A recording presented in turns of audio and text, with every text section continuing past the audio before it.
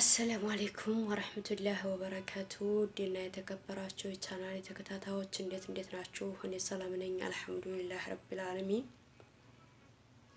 አላሁ ሱብሓነሁ ወተዓላ በያላችሁበት ይጠብቃችሁ ይጠብቀን። ኢንሻአላህ ለምታበረታቱኝ ጀዛኩሙላህ ኸይር። አበረታቱኝ። ያው እየጠፋሁ እየመጣሁ ነው። ምንም ማድረግ አይቻልም እንግዲህ ያው ስላልተመቻቸልኝ ነው ማለት ነው። አሁንም አበረታታችሁን ድጋፋችሁን እሻለሁኝ። አበረታቱኝ። ዛሬ ይዤላችሁ የመጣሁት አጠር ያለች ግጥም ነው። የዝምታ ጩኸት ይላል። የዝምታ ጩኸት ተሳዳቢ አንደበት ሰሚ ያጣ ጆሮ፣ ጽልመት የለበሰው ትርጉም አልባ ኑሮ፣ ከተስፋ ጉልላት አሽቀንጥሮ የሚጥል ትንሽ ተስፋ ሰጥቶ በቁም የሚቀብር፣ ወላፈኑ የሚፋጅ የስሜት አቀበት፣ ሌላው የማይሰማው የዝምታ ጩኸት። ይኸው እኛም አለን በመዳም ኩሽና አንገታችን ደፍተን፣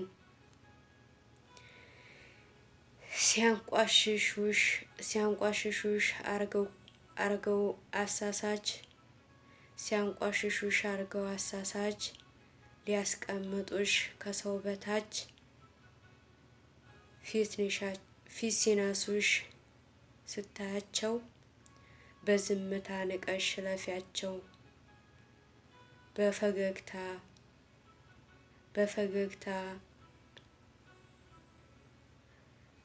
በፈገግታ ግረፊያቸው ይላል ማለት ነው። ዛሬው ግጥም ይህን ይመስላል።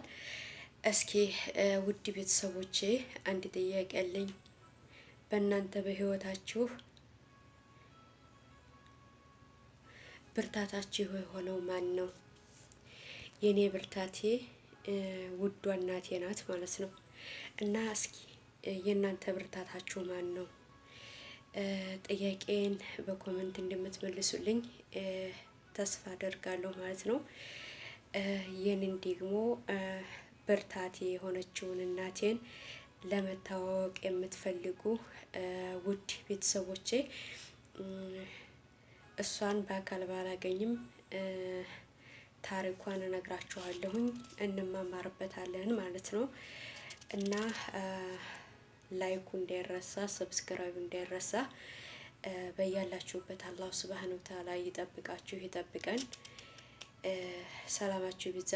በዚሁ አሰናበታችኋለሁኝ። አሰላሙ አለይኩም ወራህመቱላሂ ወበረካቱሁ።